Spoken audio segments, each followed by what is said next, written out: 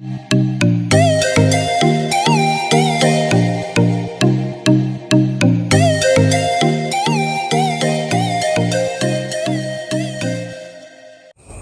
विद्यार्थियों, आप सभी को पैराडाइज साइंस सेंटर में स्वागत है। और आज हम लोग बायोलॉजी पढ़ेंगे और उसमें भी सबसे महत्वपूर्ण चैप्टर सेल और सेल या फिर कोशिका कह लें। ये परीक्षा के दृष्टिकोण से सबसे महत्वपूर्ण चैप्टर है आपका बायोलॉजी का। हर परीक्षा में ये सेल से ही बहुत ज्यादा क्वेश्चन पूछे जाते हैं। सेल कंप्लीट होना ही चाहिए, अगर पॉइंट क्लियर होना चाहिए। शुरू करते हैं हम लोग। सेल को कहा गया है यूनिट ऑफ लाइफ। सेल या इसको कहा गया है unit of life. Unit of life, unit of life क्यों? क्योंकि जीवन का सबसे स्टार्टिंग या इकाई सेल से शुरू होती है। जीवन शुरू ही होता है सेल से, इसीलिए इसको हम लोग कहते हैं जीवन। कोशिका क्या है? कोशिका क्या है? एक जीवन की इकाई। जीवन की इकाई, जीवन की इकाई मतलब इस सबसे स्टार्टिंग लाइफ का जो भाग है, जीवन का जो शुरुआती स्तर है, जो आधार है, वो कोशिका होता है। इसलिए कोशिका का परिभाषा ही दिया गया है। कोशिका का परिभाषा कैसे दिया गया है कि यह कोशिका क्या है? यह जीवों का संरचनात्मक एवं क्रियात्मक इकाई है। संरचनात्मक एवं क्रियात्मक इकाई है। क्रियात्मक इकाई है। शॉर्ट में हम लोग इसको यही बोलते हैं कि जीवों का संरचनात्मक, मतलब संरचनात्मक का मतलब स्ट्रक्चर। हम लोग जो बने हैं, जो बना हुआ है, उसको कहते हैं स्ट्रक्चर। और ये क्रियात्मक मतलब से हम क्रिया करते हैं, हम बोलते हैं, खाते हैं, सांस लेते हैं, दौड़ते हैं, जो भी काम करते हैं, प्रजनन करते हैं, जो भी काम करते हैं, सभी काम का इकाई शुरू कहाँ से होता है? हमारा कोशिका से। बढ़ते हैं, लंबा होते हैं, छोटा होते हैं, मोटा होते हैं, जो भी कुछ होते हैं, उस संरचना भी होती है हमारा कोशिका से। तो संरचना का भी इकाई और क्रिया की भी इकाई, दोनों का इकाई हमारा कोशिका आता है। इसलिए इसको कहते हैं structural and functional unit of life, या इसको कहा गया जीवन की इकाई। आगे हम लोग देखें, कोशिका का खोज जो हुआ था, सबसे पहले एक मृत कोशिका का खोजा था, वो था रॉबर्ट हुक। रॉबर्ट हुक इसका नाम सबसे पहले याद पड़ेगा, क्योंकि इन्होंने सबसे पहले कोशिका खोज किया था। और ये ईस्वी था 1665 ईस्वी माना जाता है। इस समय में खोजा गया था 1665 ईस्वी में। तो 1665 ईस्वी में कोशिका का खोज किया था। और ये जो था, इस समय एक मृत कोशिका से हुआ था, कॉर्क कोशिका, कॉर्क से मृत कोशिका का ये डेड सेल थे। मतलब जो पेड़ पौधे का एक प्लांट का भाग था, पादप कोशिका था एक प्रकार। ये मृत कोशिका था, लेकिन बाद में ल्यूवेनहुक याद रखिएगा, इन्होंने सबसे पहला जीवित कोशिका खोज किया था। जीवित कोशिका का खोज ल्यूवेनहुक किया था। जीवित कोशिका का खोज किया था। और ये जीवित कोशिका का खोज 1674 ईस्वी में किया था, 9 साल बाद। और इन्होंने बैक्टीरिया का भी खोज किया, बहुत सारी चीजों को खोज किया। केंद्र का खोज किया था रॉबर्ट ब्राउन। अभी तक हम लोग इसी को छोटा मान रहे थे, लेकिन बाद देखा कि उसके अंदर भी छोटा सा भाग है, और वो है केंद्रक। तो रॉबर्ट ब्राउन खोज किया था, ये करीब 1831 ईस्वी में। इसके बाद तो बहुत सारे चीज खोजे जाने लगे। आप गुणसूत्र देखा गया, फ्लेमिंग ने खोज किया था। फिर माइटोकॉन्ड्रिया देखा गया, माइटोकॉन्ड्रिया खोज किया गया। फिर गोल्जी बॉडी का खोज किया गया। इस तरह से बहुत सारे उसके अंदर अंग, कोश के अंग देखे जाने लगे। तो फिर बहुत सारा हुआ। उसके बाद स्लाइडेन और स्वान मिलकर के, स्लाइडेन और स्वान ने कोशिका सिद्धांत दिया था। कोशिका सिद्धांत यहाँ से शुरुआत होता है कोशिका का, हम लोग लाइफ का एक सबसे इकाई के रूप में समझने का, यहीं से शुरुआत होता है। ये 1839 में कर दिया था। ये इन्होंने 1838-1839 में मिलकर तो लास्ट में सिद्धांत जो दिया 1839 का है। तो इस समय जब हमारा कोशिका सिद्धांत जब आया तो उस समय हम लोग जाने कि कोशिका जो है हमारे सभी जीवों के लिए बहुत ही जरूरी है, इसके बिना जीवों की कल्पना नहीं कर सकते हैं। और बाद में कुछ इसमें कमी भी थी, तो बाद में इसको कोशिका सिद्धांत को, सेल थ्योरी को हम लोग और भी कुछ जोड़ा गया और इसको आज सेल डॉक्ट्राइन या सेल प्रिंसिपल के नाम से जानते हैं या कोशिका सिद्धांत के नाम से जानते हैं। इसको उस समय सेल थ्योरी कहा गया था, सेल थ्योरी, और आज हमने इसी का नाम हो गया है सेल डॉक्ट्राइन।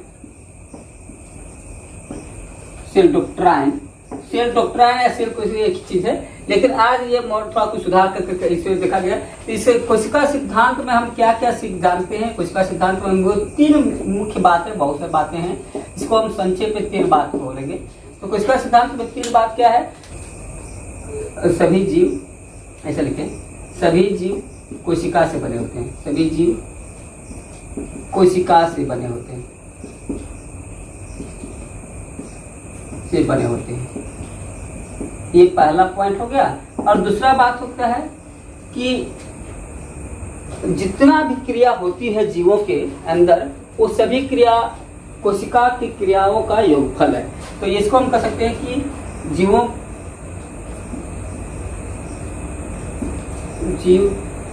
का क्रियाकलाप कोशिकाओं की क्रियाकलाप का योगफल है। कोशिकाओं के क्रियाकलाप का योगफल है।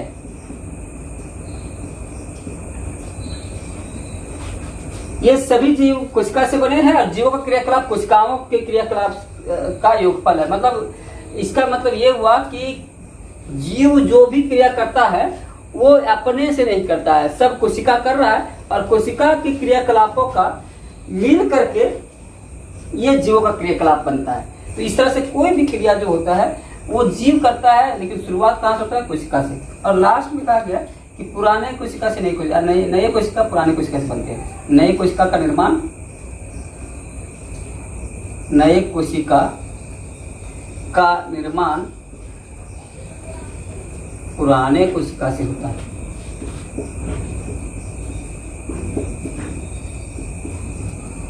कोशिका से होता है, ठीक है। ये जो पॉइंट है, ये स्पेशली इसको एक शब्द कहा गया है, ओमनिस सेलुला ई सेलुला। ये रुडोल्फ वर्च्यू ने दिया था। तो इसको ये यूनिसेलुलर का मतलब होता है कि अगर ये कोशिका का निर्माण जो होता है, कोशिका का निर्माण पुराने कोशिका से होता है। और ये बाद में इसको जोड़ा गया था कोशिका सिद्धांत में, उसमें ये बात कोशिका सिद्धांत जरूरत, इसको रुडोल्फ वर्च्यू आर वर्च्यू का सकते, ये जो इस बात को जोड़ा था। तो ये ओमनिस सेलुला यूनिसेलुला करके पूछ दिया जाए कौन कहा था नए कोशिका का निर्माण पुराने कोशिका से होता है। तो ये आर वर्च्यू एक साइंटिस्ट है, उनके तरफ से कहा गया था और ये बात मान लिया गया कि कोशिका का निर्माण कोशिका से होता है। तो ये संक्षेप में आपको ये 3 बात कोशिका सिद्धांत में इतना ही है कि सभी जीव कोशिका से बने हैं, कोशिका से ही सभी जीव बने हैं। क्रिया जितना भी जीव कर रहा है उस कोशिकाओं की क्रिया का योगफल है, और जितना कोशिका बनते हैं वो कोशिका से ही नई कोशिका का निर्माण होता है। सिद्धांत का अपवाद कौन कौन है, इसको जानना जरूरी है। कभी कुछ ऐसी चीज है जैसे विषाणु जो होते हैं, कोशिका सिद्धांत का नियम पालन इसमें नहीं होता है। जीवाणु को भी कहा गया है, कोशिका सिद्धांत का पालन नहीं होता है। एक राइजोपस को कहा गया है, कोशिका सिद्धांत का पालन नहीं करता है। ये यहाँ तक अगर आपको कहते हैं आरबीसी में भी कोशिका सिद्धांत पालन नहीं होता है। ये देखिए कुछ हम ऐसे ही लिख रहे हैं आपको समझाने के लिए। ये देखिए विषाणु के अंदर जो है कोशिका होता ही नहीं है। जानते हैं कि उसके अंदर मात्र एक डीएनए होता है या आरएनए होता है, और डीएनए और आरएनए के बाहर एक प्रोटीन का कवर होता है। यानी इसके अंदर किसी भी प्रकार का कोशिकीय अंग नहीं होता है, कोई प्रोटोप्लाज्म नहीं होता, कुछ नहीं होता है, कोशिका होता ही नहीं है। इसलिए विषाणु को इसके अंदर जो कहा गया है कि कोशिका ही जीवन का आधार है, इसके लिए लागू नहीं होता है। जीवाणु का कोशिका जो होता है ये पूर्ण कोशिका नहीं होता है, जिससे उसके अंदर केंद्रक नहीं होता है जीवाणु कोशिका में। इसके अंदर माइटोकॉन्ड्रिया नहीं होता है, इसके अंदर गोल्जी बॉडी नहीं होता है। तो जीवाणु का कोशिका भी लगभग पूरा कोशिका नहीं होता है। इसलिए इसको भी अपवाद कर सकते हैं। सबसे बड़ा अपवाद विषाणु है, उससे कम बड़ा अपवाद जीवाणु है। राइजोपस में क्या है कि कोशिका जो होता है सो है तो कोशिका, लेकिन ये कोशिका में बहुत सारे माइटोकॉन्ड्रिया, बहुत सारे न्यूक्लियस होते हैं, बहुत सारे न्यूक्लियोइड होते हैं। तो अर्थात हम लोग एक कोशिका के अंदर एक केंद्रक देखते हैं, जबकि यहाँ बहुत सारे केंद्रक रहते हैं। इस तरह से इसको भी हम लोग कहते हैं, जीवाणु को भी, सॉरी राइजोपस को भी, कि ये अपवाद है इसका, कोशिका सिद्धांत का। आरबीसी जो है इसके अंदर कोई, हम लोग आरबीसी में जानते हैं माइटोकॉन्ड्रिया, सॉरी केंद्रक नहीं होता है, केंद्रक इसमें नहीं होता है। व्यक्ति केंद्रक नहीं होता है तो केंद्रक नहीं होने से क्या होगा, ये थोड़ा गोल, ये उभय अवतल होता है, उभय अवतल होता है, ऐसा उभय अवतल होता है, मतलब दोनों तरफ से अवतल हो जाता है। तो इस तरह से आरबीसी के अंदर भी तो इसका कोशिका कहना सही नहीं है, इसलिए कोशिका इसको नहीं कहा जाता। किसको? आरबीसी को। क्यों नहीं कहा जाता है? क्योंकि ये कोशिका है ही नहीं, इसके अंदर केंद्रक है ही नहीं। और बहुत से और भी गोल्जी बॉडी वगैरह जो बड़े अंग है वो भी नहीं होते। इसको कहा गया कॉर्पसल्स कहा गया, आरबीसी को कहा गया कॉर्पसल्स, इसको सेल्स नहीं कहा गया है, रेड ब्लड कॉर्पसल्स कहा जाता है। इस तरह से कुछ इसके अपवाद हैं जो कभी कभी पूछा जाता है, अपवाद रखना है। चलिए इसको, इसके बाद हम लोग जरा देखते हैं कि कोशिका का साइज कितना होगा, इसका नंबर कितना होगा, ये सब जीवों में किससे होता है। तो इसको हम लोग देखें, कोशिका का साइज, आकार, साइज मतलब आकार। इसका साइज बहुत ही छोटा आता है। तो सबसे छोटा साइज इसको कहा गया, सबसे छोटा साइज पीपीएलओ का सबसे छोटा साइज होता है 0.1 माइक्रोन मीटर कहा गया है। ये बहुत छोटा साइज है और इसको सबसे छोटा कोशिका कह सकते हैं इसको। तो उसका सबसे छोटा कोशिका पीपीएलओ को कहा जाता है। पीपीएलओ एक बैक्टीरिया है जो माइकोप्लाज्मा बैक्टीरिया के अंदर आता है। इसको कभी कभी पीपीएलओ नहीं रहे तो माइकोप्लाज्मा रह सकता है। तो माइकोप्लाज्मा लिखा रहे या पीपीएलओ लिखा रहे, वही आंसर होगा आपका सबसे छोटा कोशिका में। ये जीवाणु है, माइकोप्लाज्मा एक जीवाणु है, जीवाणु का कोशिका सबसे छोटा माना गया है। दूसरा होता है कि सबसे बड़ा कोशिका होता है, तो सबसे बड़ा ऑस्ट्रिच का अंडा, सबसे बड़ा कोशिका जो है, सबसे बड़ा कोशिका ऑस्ट्रिच के अंडा को कहा गया है। कोशिका ये ऑस्ट्रिच का अंडा है जो करीब 170 mm से 135 mm लंबा चौड़ा होता है। बहुत बड़ा mm हो जाता है। जहाँ पर यहाँ माइक्रोन मीटर है वहाँ पर यहाँ मिलीमीटर में है, तो ये बहुत बड़ा अंडा है। इसी तरह से सबसे ऑस्ट्रिच मतलब शुतुरमुर्ग, सबसे बड़ा कोशिका किसका है? शुतुरमुर्ग का, शुतुरमुर्ग का अंडा इतना है। और सबसे लंबा कोशिका पूछता है कभी कभी, आपको याद रखना है सबसे लंबा कोशिका। तो सबसे लंबा कोशिका माना गया है न्यूरॉन कोशिका को, न्यूरॉन कोशिका या न्यूरॉन कोशिका, जो इसको तंत्रिका कोशिका भी कहते हैं, तंत्रिका कोशिका भी कहा जाता है, नर्व सेल का कोशिका। तो इसको हम लोग तंत्रिका कोशिका को हम लोग कहते हैं सबसे लंबा। करीब 1 मीटर लंबा तक होता है, 1 मीटर लंबा तक रह सकता है, 90 सेंटीमीटर से 100 सेंटीमीटर तक रहता है। ये साइज जो इसका देखिए, साइज इसका छोटा से छोटा और बड़ा से बड़ा हो सकता है। यानी साइज इसका कह नहीं सकते कि इतना ही छोटा साइज होगा, इतना ही। ये बहुत लंबा भी हो सकता है, बहुत छोटा भी हो सकता है, बहुत बड़ा भी हो सकता है। तो साइज इसका डेफिनिट नहीं है। नंबर इस पर आते हैं, इसका नंबर भी फिक्स नहीं है कि कितने नंबर के होंगे, 1 2 4 5 ऐसा फिक्स नहीं होते। लेकिन नंबर के मामले में कुछ जीव जो होते हैं मात्र एक कोशिका के होते हैं, जबकि कुछ जीव बहुत कोशिका होते हैं। तो इसका नंबर संख्या देखा जाए, नंबर कोशिका का जीवों में कितना होता है, तो ये 1 से अनेक हो सकते हैं, 1 से असंख्य हो सकते हैं। और क्या है इसके आधार पर, जैसे 1 भी होता है, तो जो 1 होता है तो उसको कहते हैं यूनिसेलुलर। तो कुछ जीव जो होते हैं इसके आधार पर नंबर, कोशिका के नंबर के आधार पर जीवों को 2 भाग में बांटा जाता है। एक कोशिकीय और दूसरा होता है बहुकोशिकीय, मल्टीसेल्यूलर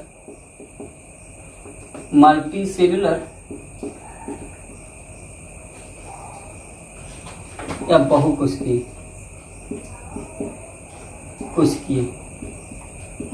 ठीक है, तो आप देखिए मल्टीसेल्यूलर मतलब बहुत सारा कोशिका वाला होगा तो बहुकोशिकीय हो गया, और कम कोशिका वाला होगा तो जैसे ये कोशिका का ही है उसको ये कोशिका। अब ये कोशिकीय में ऐसे आते हैं जैसे जीवाणु, एग्जाम्पल से समझिए, जीवाणु है, ईस्ट है, कवक जो होता है ईस्ट है। और जैसे नीलहरित शैवाल है, नीलहरित शैवाल है, ये सभी जो होते हैं ये कोशिकीय होते हैं। ये कोशिका वाले हैं, इसको मतलब एक ही कोशिका में होता है। तो जब एक ही कोशिका में होता है तो इसको ज्यादातर यूनिसेलुलर के बजाय हम लोग ए सेलुलर कहते हैं। ये सेलुलर ज्यादा सटीक कहना अच्छा रहेगा, और यही कहा जाता है। आज के समय पहले यूनिसेलुलर कहा जाता था, आप इसको ए सेलुलर कहा जाता है। और एक कोशिकीय कहना तो एक कोशिका इसलिए नहीं कहते क्योंकि एक ही कोशिका में उसका सारे शरीर, हाथ, पैर, मुंह, कान सब बना हुआ होता है, यानी पूरा शरीर का जो सब भाग है एक ही कोशिका में काम करता है। सिर्फ उसको शरीर कहा जाए, कोशिका नहीं कहा जाए, इसलिए इसको हम लोग अकोशिकीय प्राणी कहते हैं, अकोशिकीय प्राणी। और आपको हो सकता है एक कोशिकीय प्राणी भी रहे, तो बात यही है।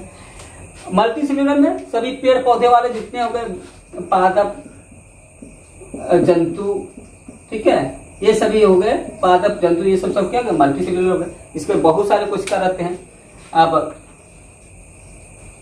समझ लीजिए कि हम लोग के अंदर अगर व्यस्त व्यक्ति के अंदर लगभग 1 ट्रिलियन कोशिका होता है। कोशिका का प्रकार, कोशिका को 2 भागों में बांटा गया है, ठीक है, अब इसके बनावट के आधार पर। तो पहला कोशिका जो होता है इसको हम लोग कहते हैं अविकसित कोशिका, या इसका नाम दिया गया है प्रोकैरियोटिक कोशिका या प्रोकैरियोटिक कोशिका, प्रोकैरियोटिक कोशिका ऐसा बोलते हैं, ठीक है। और दूसरा इसका इंग्लिश में भी प्रोकैरियोटिक बोले, प्रोकैरियोटिक। और दूसरा है विकसित कोशिका, दूसरा है विकसित कोशिका, इसको कहते हैं यूकैरियोटिक कोशिका, यूकैरियोटिक कोशिका, ठीक है। यूकैरियोटिक कोशिका, इसको यूकैरियोटिक कोशिका जो है थोड़ा विकसित कोशिका होता है, मतलब उससे ज्यादा विकसित होता है पेटिक सेल। या विकसित का मतलब या प्रोकैरियोटिक, कैरियोटिक मतलब यहाँ पर होता है कि जिसके अंदर न्यूक्लियस ज्यादा विकसित नहीं होता है। कैरियोटिक का मतलब होता है न्यूक्लियस या केंद्र। तो यहाँ पर आप इसको हिंदी में हम लोग या विकसित बोलते हैं, इसी वर्ग को प्रोकैरियोटिक भी बोलते हैं। प्रोकैरियोटिक मतलब जो ऐसा कोशिका जो विकसित नहीं हो, पूरे तरह से सभी अंग उसमें नहीं पाए जाए, तो उसको कहा जाता है प्रोकैरियोटिक कोशिका। उसके सारे अंग नहीं पाए जाते उसके अंदर। और आदि कोशिका के अंदर सारे अंग पाए जाते हैं, पूरी तरह से विकसित है, इसको विकसित कोशिका कहते हैं। इसमें जीवाणु की कोशिका इस तरह से देखे जाते हैं जिसमें कि सभी अंग नहीं पाए जाते हैं। और ये पेड़ पौधे, जंतुओं की कोशिका इस तरह से देखे जाते हैं जिसमें सारे अंग विकसित पाए जाते हैं। तो कुछ अंतर है ये दोनों कोशिकाओं के, कि हम लोग जरा देखें क्या क्या अंतर होता है। तो इसको जरा एक चार्ट के रूप में अलग अलग देखा जाए। देखिए, अंतर पहला है कि ये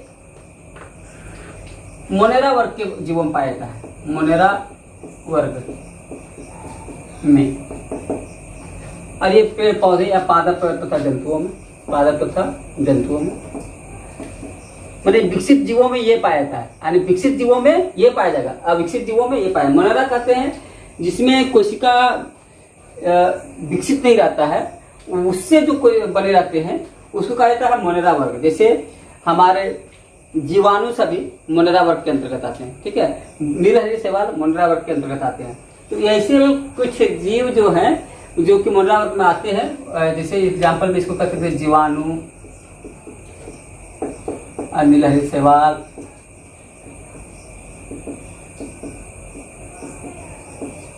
या ब्लू ग्रीन एल्गी या साइनोबैक्टीरिया, इस तरह से जो कुछ लिखा रहता है तो वही है ना। ये सब इसके उदाहरण है,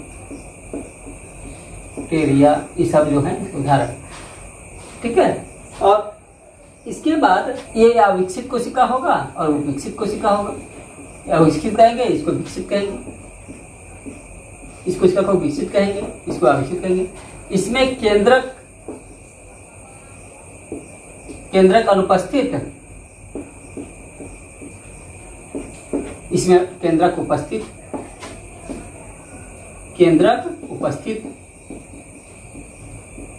इसमें केंद्रक के स्थान पर न्यूक्लियोइड पाया जाता है, न्यूक्लियोइड, न्यूक्लियोइड, न्यूक्लियोइड, इसको ऐसे लिखे थे इंग्लिश में, हिंदी में थोड़ा दिक्कत हो रही है। न्यूक्लियोइड पाया जाता है।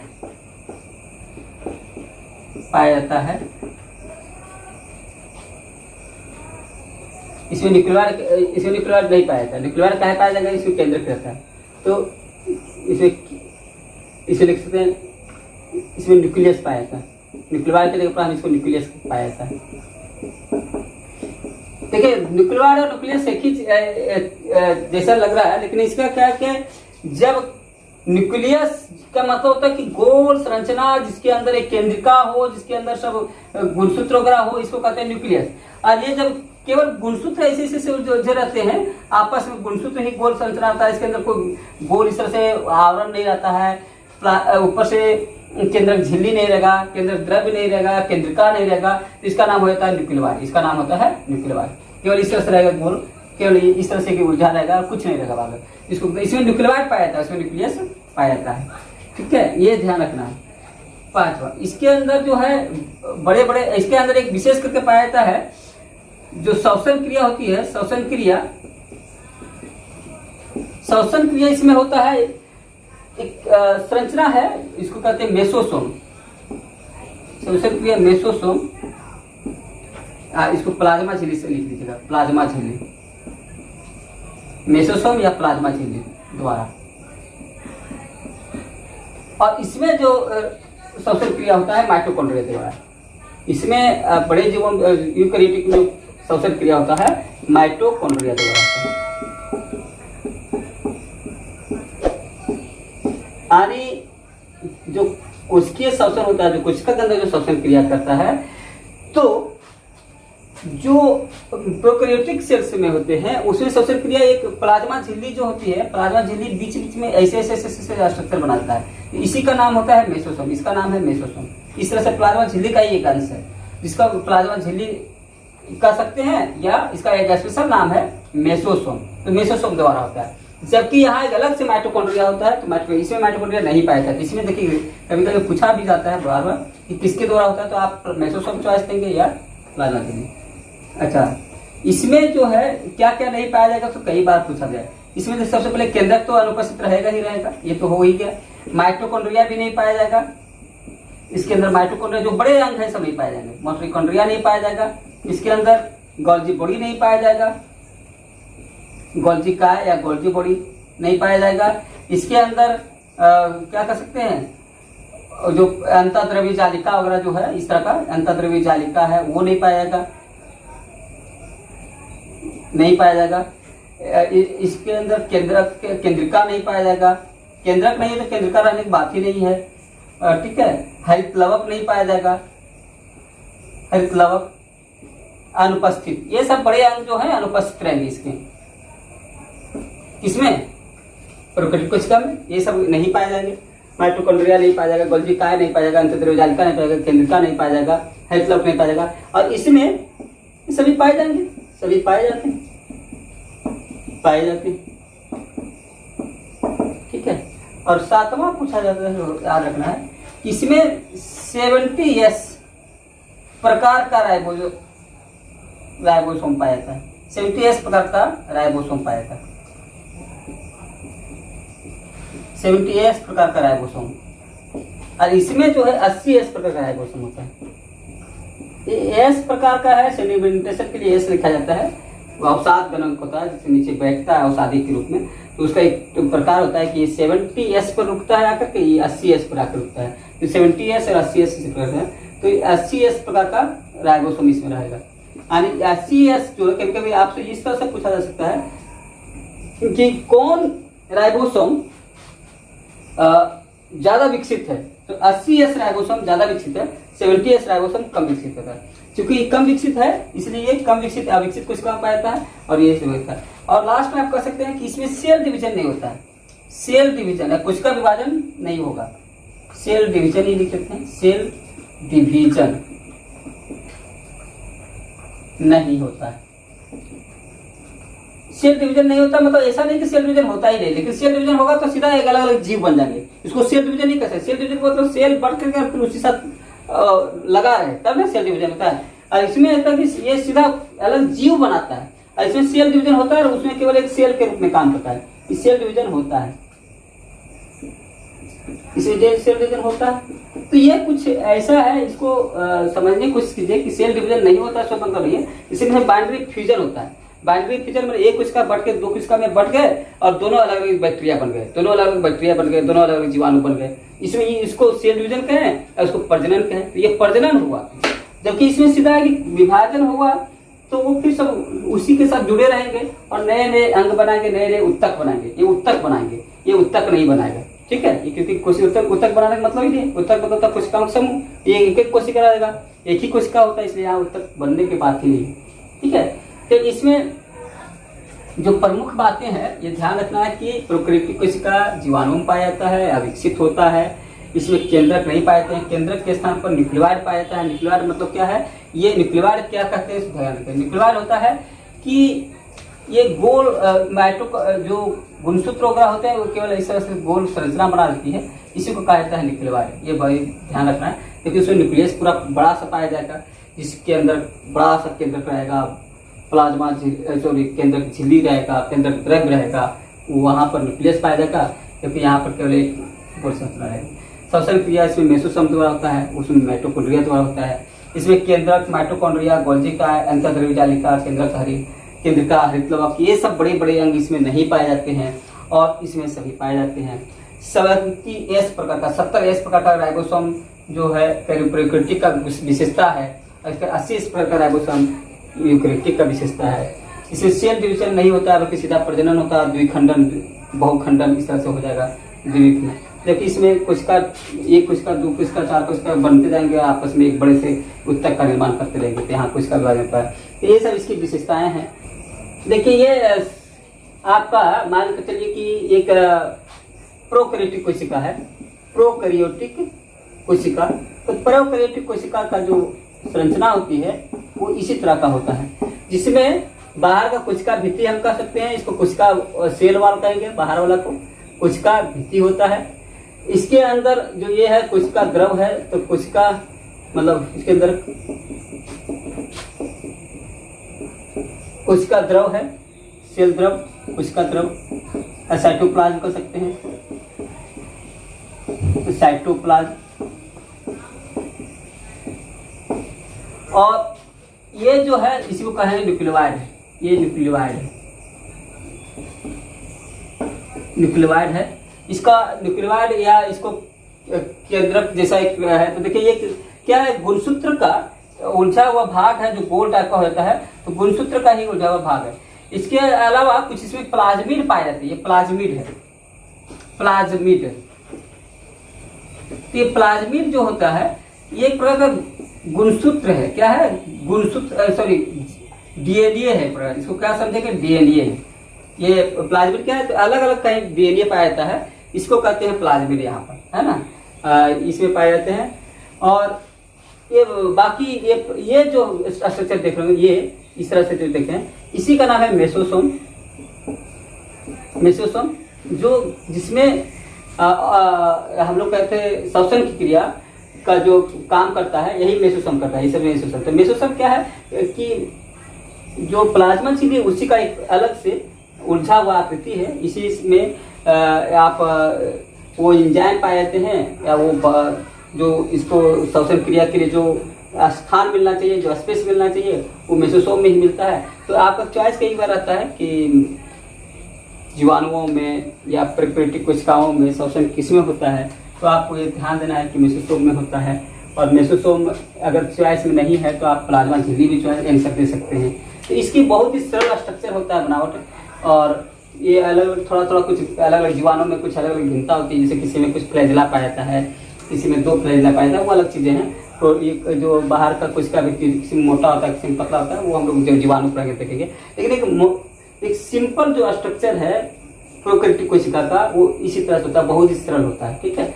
कुछ इसके फूड पार्टिकल्स या फूड वैक्यूल्स होते हैं जो भोजन को पचाने के लिए सब काम होते हैं, तो वो सभी होते हैं, लेकिन प्रमुख रूप से यही है इसके पहचान है। तो हम लोग प्रोकैरियोटिक कोशिका के विषय में आज देखना था, ये हम लोग आज इतना ही देखेंगे। और यूकैरियोटिक कोशिका के लिए हम नेक्स्ट वीडियो में देखते हैं हम लोग, ठीक है। और इसमें जो भी प्रश्न है इसको ध्यान से देखिएगा, बहुत से बार बार पूछता है। और काफ़ी महत्वपूर्ण है। इसको बहुत गंभीरता से एक दो बार वीडियो को रिपीट करके हर प्रश्न का आंसर, हर पॉइंट से एक आंसर निकलता है, इसलिए प्रत्येक पॉइंट को आप एक क्वेश्चन का आंसर के रूप में इसको समझिएगा। बहुत बहुत धन्यवाद आपको इस पूरा वीडियो देखने के लिए। थैंक यू आप लोग को। चलिए, अगर पसंद आता है तो वीडियो को शेयर कीजिए, बताइए और चैनल से जुड़िए। धन्यवाद आपको।